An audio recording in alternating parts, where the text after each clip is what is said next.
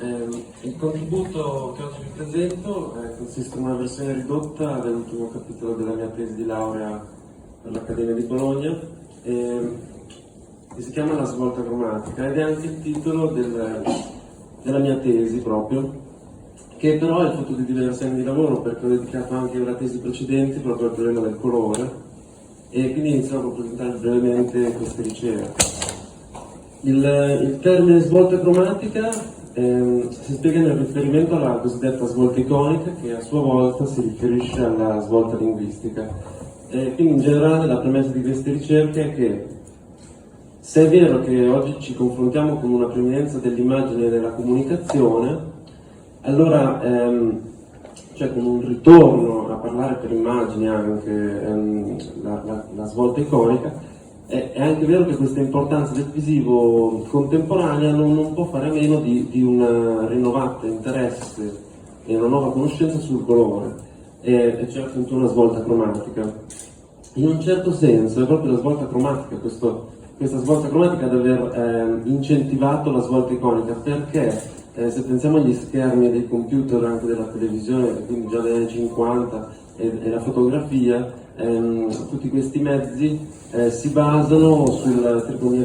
fisiologica e la tecnologia dell'RGB, che in sostanza è il risultato dell'epoca d'oro del colore, come la chiama Mollon, che si situa a metà dell'Ottocento. Quindi l'importanza cromatica del visivo sembra un fatto ovvio, però non è così proprio nella disciplina linguistica che analizza il visivo ancora oggi, in cui la dominante cromatica viene spesso scartata in favore della saturazione o della luminosità, e questo accade per esempio nello studio del gruppo Mu, o gruppo Mu, a dipendenza di come preferite chiamarlo, nel trattato sul segno visivo. Esatto, il gruppo di 10, questo trattato è del 92, in cui proprio il linguaggio diventa una discriminante per non considerare un possibile studio analitico ed estetico sul colore. Infatti il linguaggio è tradizionalmente considerato, cioè il linguaggio naturale, quello verbale, è scritto, è considerato più razionale e analitico e intellettuale di quello del colore. E il fatto che l'alfabeto, che comunque il linguaggio generale non utilizzi nessuna distinzione cromatica per elaborare delle distinzioni di senso, porta il gruppo Mu a escludere questa analisi analitica sul colore. Un esempio pratico: il gruppo Mu fa una tabella dove inserisce tutte le possibili discretizzazioni dei parametri del colore, la saturazione, la luminosità e la dominante cromatica, e in pratica dove ci sono le possibilità di combinazione, tipo un colore che cambia di queste due luminosità mentre resta a un valore fisso di saturazione, oppure un colore che cambia di 3 valori di saturazione restando a questa luminosità, ma non riesce a trovare, lascia cioè una casella vuota per il caso in cui un colore cambi mantenendo a un solo valore la luminosità e la saturazione. Cosa che io nella mia tesi ho dimostrato velocemente, convertendo un'immagine di Seurat, di un dipinto di Seurat, in bianco e nero, e qui si vedeva perfettamente che nell'immagine in bianco e nero non era più possibile distinguere in certe zone non si potevano fare distinzioni, era erano diventate piatte, mentre nell'immagine originale c'erano anche delle distinzioni complementari, quindi allo stesso valore di saturazione e luminosità. E poi parliamo anche del fatto che nell'Accademia di Belle Arti si insegna ancora la teoria di Itten, che è vecchia di quasi un secolo, e che comunque si basa sulla mescolanza dei colori e quindi su una pertinenza produttiva del colore, mentre invece già con l'implementazione della teoria di Helling negli anni 50 alla tricotomia fisiologica, anche autori come George Rock, che si è occupato di diversi problemi del colore nel campo dell'arte, c'è questo pensiero che forse è giusto, per cui una nuova armonia del colore, di nuovi sistemi di colore terrestre devono avere una pertinenza psicologica e non produttiva. Quindi con lo scopo di aprire nuove strade per la ricerca artistica sul colore, la mia ricerca analizzava il problema da un punto di vista anche molto legato alla semiotica, e con uno sguardo attento alle conseguenze di certi preconcetti culturali in campo estetico e nella cultura per la tecnica. Perché infatti il pensiero, che comunque studia il colore dalle più alte discipline razionali e scientifiche, ha delle conseguenze sulla possibilità tecnica e manipolativa del colore. Adesso lo cito brevemente, però c'erano uno studio di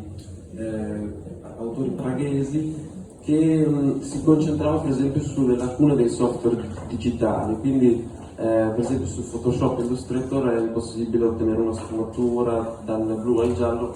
che ottenga nel mezzo il verde. Questo perché tutti i software sono basati sul sistema additivo. Loro proponevano addirittura in questo paper delle combinazioni tra sottrattivo e additivo ibride che potessero ampliare le possibilità in questo senso, quindi delle combinazioni tipo sottrattivo additivo, sottrattivo additivo, eccetera. Ma è quello di cui parla il mio contributo, un aspetto particolare che ho individuato analizzando l'intricato rapporto fra linguaggio, retaggio culturale, storia scientifica, eccetera, che sarebbe quello fra musica e colore e che effettivamente ha giocato un ruolo fondamentale nella formazione e nell'elaborazione di sistemi cromatici nella modernità e fino ad oggi. Ed è un collegamento che si è insinuato nell'arte in diversi momenti storici, ma sempre di cambiamento e sempre accomunato da un ripensamento convenzionale dell'arte, quindi a partire dalla distinzione delle belle arti dalle arti pratiche, poi al discorso sulla critica all'autonomia dell'arte, che poi arriva fino ai giorni nostri in diverse rielaborazioni. Questo collegamento tra la colore e la musica è un tema classico, però soprattutto con l'arte autonoma e quindi anche con l'astrartismo questo collegamento ha portato a delle analogie strutturali proprio fra il colore e la musica, che nel corso della mia tesi ho però confutato quasi tutte, perché tradiscono quasi sempre una subordinazione strutturale del colore alla musica. Esplicitano, per così dire, un'inferiorità sistemica dei sistemi di colore. Ovviamente la musica è sempre stata legata alla matematica, alla razionalità e quindi ha un vantaggio proprio di secoli anche storico rispetto alle prime armonie, come dire, più scientifiche e analitiche dei colori che sono molto moderne. Ma arrivando all'ultimo capitolo della mia tesi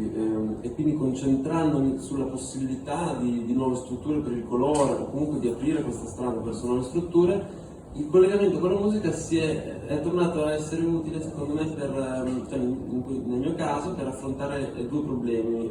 teorici. In primo luogo il concetto stesso di armonia, cioè se vai da oggi, se ne può parlare realmente, e in secondo luogo il problema proprio dei sistemi di colore e delle armonie cromatiche. Quindi comincio dal primo. Visto che il concetto di armonia rappresenta una struttura, un sistema di ordinamento estetico, è anche logico pensare che sia una cosa centrale dello studio di cui parlo in generale, ma il concetto di armonia è comunque considerato oggi veramente obsoleto. E questo perché è connotato convenzionalmente è connotato come qualcosa di convenzionale e arbitrario. Luis Caivano, per esempio, si è occupato molto di semiotica e di colore, traccia un'analogia tra lo stile e l'armonia, questo per dire quanto si ritenga convenzionale il concetto di armonia. Io una cosa che ho fatto in quest'ultimo capitolo è rivalutare proprio convenzionalmente il concetto di armonia e ho elaborato un modello dialettico fra lo stile e l'armonia, in cui lo stile effettua degli scarti rispetto all'armonia, e ho eventualmente indirizzato la ricerca a considerare l'armonia come una norma, quindi sulla base anche di considerazioni del gruppo Mu sulla retorica.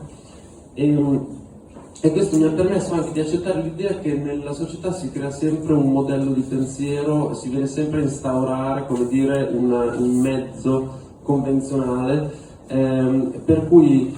è possibile stabilire, è possibile che il termine di armonia abbia ancora un'utilità oggi per individuare questi gusti collettivi che si determinano anche in base a dei sistemi produttivi, come accade, per esempio, pensiamo anche semplicemente a Mondrian, ai colori primari che usava, che si basavano su un sistema produttivo che oggi è obsoleto, ma che al momento era l'ultimo sistema produttivo sottrattivo. Però pensiamo anche all'RGB oggi, alle strisce LED, ai mouse, le tastiere colorate RGB che evidentemente portano un gusto. E qui forse lo scarto che noi abbiamo rispetto all'armonia, perché pensiamo che in una società che vorrebbe essere fluida come la nostra, un concetto come l'armonia troppo assoluto, troppo normativo, può essere anche visto come una forma di negligenza, perché altri sistemi meno adeguati, appunto, di nuovo produttivi e comunque non con l'obiettivo di avere un senso estetico, prendono il posto di quello che potrebbe essere invece un'armonia. Scusate, vado un po' avanti. Che non stiamo vedendo nulla. Sì, perché io ho preferito non usare delle immagini, perché purtroppo non riesco a... Ma non abbiamo visto neanche il testo. Ah no, vado un po' avanti nel testo perché penso che ho sforato un po'. Se tu ti giri non ci vedi. Allora cerco di concludere. Non lo volevo fare. La situazione convenzionale dell'armonia quindi è abbastanza tragica. E questa cosa è una cosa che emerge in diversi momenti della mia tesi. Quindi quello che ho pensato fosse da fare è di riprendere l'idea, come dire, motivata e non arbitraria, non convenzionale dell'armonia. E questo si intende come una stabilizzazione di certe pertinenze. Quindi per esempio il fatto di considerare sensato e pertinente considerare un'armonia dal punto di vista psicologico è ad esempio qualcosa di motivato e non arbitrario. E qui diciamo il paragone tra la musica e il colore è abbastanza fondamentale, perché quello che è in comune un'armonia musicale come un'armonia cromatica è che sono entrambi dei sistemi estetico-funzionali, cioè dei sistemi che si basano sul funzionamento estetico relativo ai sensi e quindi non simbolico, ma relativo alla percezione di determinati fenomeni, ovvero le onde elettromagnetiche per il colore, le onde meccaniche per il suono. E in questo senso questi sistemi funzionali sono abbastanza peculiari perché creano già un codice. E dunque nel paper che sarà disponibile alla fine del convegno io propongo una distinzione di lettura delle armonie tra questo primo codice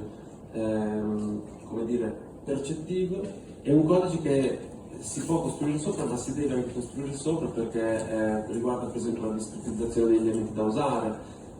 riguarda il suo ordinamento. E quindi io propongo questa distinzione come strumento utile anche per non paragonare, non fare delle analogie scorrette tra musica e colore, e per poter incentivare la crescita e la nascita di un'armonia del colore che è comunque stata penalizzata negli ultimi secoli da una cultura che esclude appunto il colore da un'analisi scientifica e strutturale dello stesso. Vi ringrazio. Grazie.